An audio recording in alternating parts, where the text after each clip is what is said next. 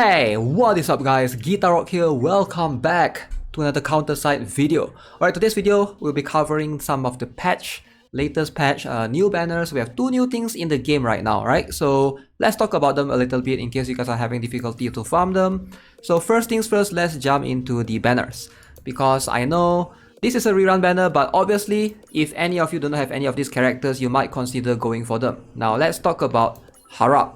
Now Harap's banner is unexpected now alongside with Serapel, right, as you can see. So Serapel is definitely a defender that I think most players should pull. I think if you don't have Leomi, having Serapel as a backup is going to be really good. Even if you have Leomi, having Serapel as a second backup defender is definitely going to be beneficial. Like this way in PvP, both Leomi and Serapel are available, but for me I prefer to go for Serapel because my Serapel is higher level at 106 currently, right? So in my opinion, Serapel is definitely a very strong contender in the PvP space if you're looking to play PvP. But in PvE, you could argue that in most stages where you could either use Awakened Na Yubin or Awakened Na Yubin to tank, you would prefer to use them, right? But in some stages, Leomi she's just a better pick in most cases because she's a lower cost, 3 cost. But I can see Serapel being a sort of more of an offensive unit if you want to go for that because she does definitely deal more damage if you guys are not familiar with her skills. Now Harap on the other hand is more of a PvP unit. You don't really use Harap in PvE. In fact, I don't think there's any one stage right now that I can think of that you are gonna need or you will be able to benefit from Harap. So if you were to ever pull for Harap, it's going to be for PvP specifically. So think carefully if you're pulling for these two banners. We're also having the new banner for Awakened Yumina and of course Na Yubin. Now let's talk a bit about both of them because I think this is something that is a little bit more controversial when it comes to Yumina. Some players have been saying that she's one of the worst Awakened unit.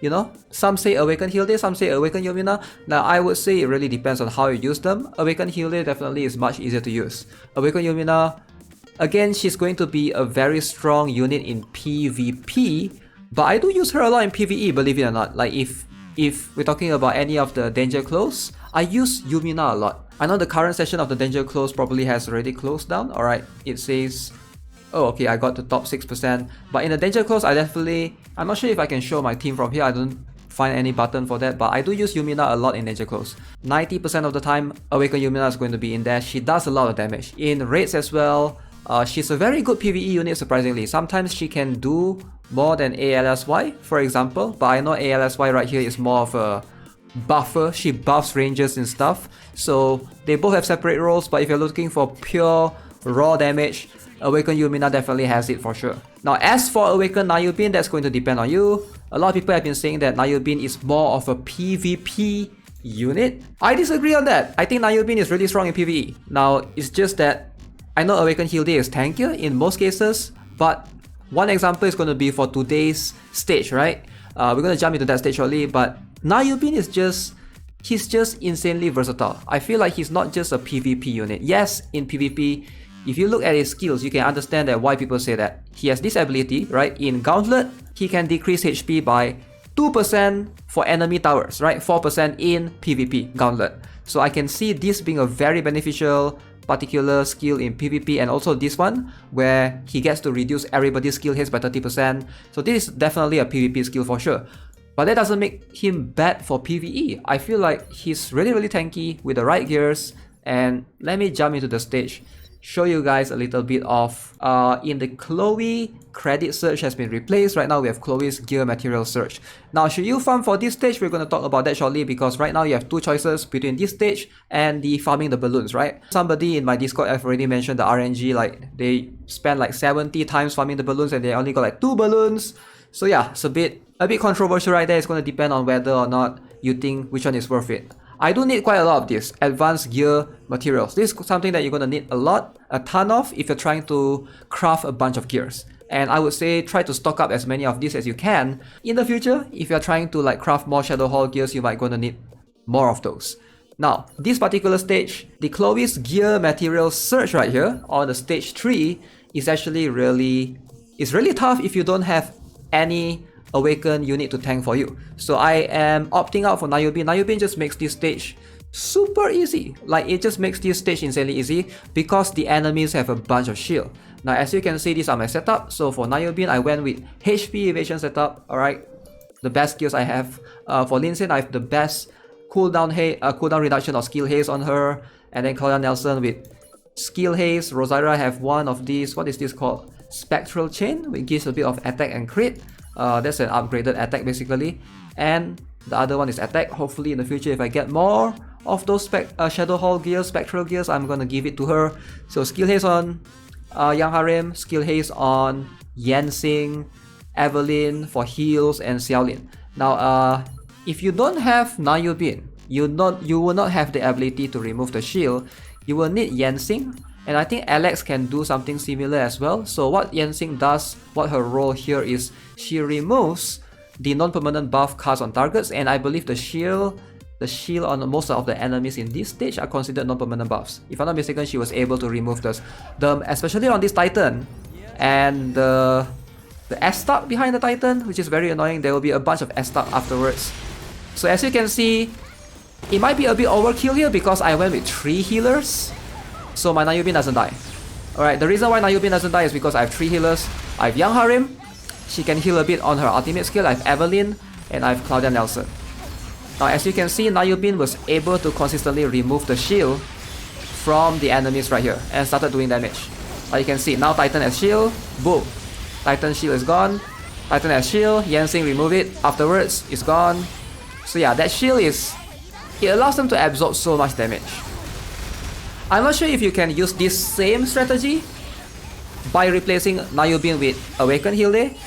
I'm guessing you can't. And also one thing that you want to consider, something that a lot of players have overlooked, right? We're going to talk about it shortly. And looks like I'm doing pretty well. Na Yubin was able to constantly remove the shield. Lin Xian with a bunch of cost generation, but hey, I'm already at 10 cost. As you can see, this stage is a breeze to auto through with Na Yubin. And one thing that I want to talk about a lot is something that I don't see much players talk about, is the sheer damage that Na Yubin can do. Alright, I know Na Yubin is a tank. A lot of people are going to compare Awakened Hilde and Awakened Na Yubin. Now they are both Awakened units and they are both defender. But when you talk about tankiness, I do agree.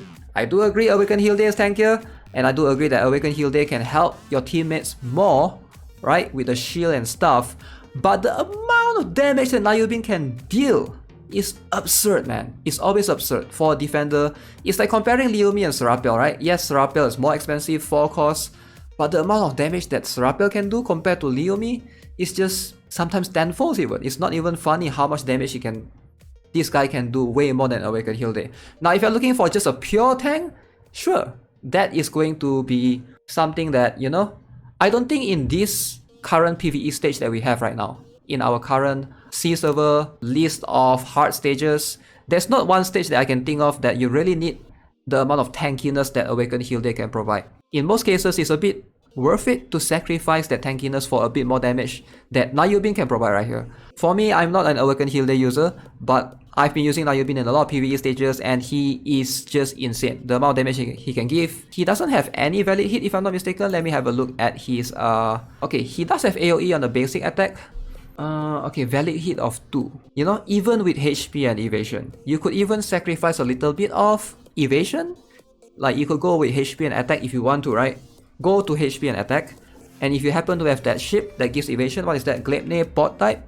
You can use that in PvE. I think it will work just well. And also one thing that, you know, when every time people bring up the Awakened Hilde versus Yubin comparison is, I like Na Yubin more because he stays in the slot or in the spot particular to try to defend properly because he can hit air.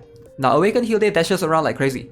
That's what she does. She dashes around, and if there's an air unit from the enemy, she will just dash past them and go and hit the next ground unit. So that can be a bit annoying sometimes depending on what you're trying to look for. If you want like a dedicated tank in front of your rangers, she will just dash way too front where she doesn't tank anymore and enemy flying unit will just end up eating up your entire rangers. So that can be something that you have to be careful. Auto is much more inconsistent with Awakened Hilde in my opinion. So the last thing that is up in the event right now is the balloon events, right? So let's talk about the balloon, because right here, if you go to any of these, either any stages in mainstream, any stage in supply operation, any stage in free contract, you can farm for balloons.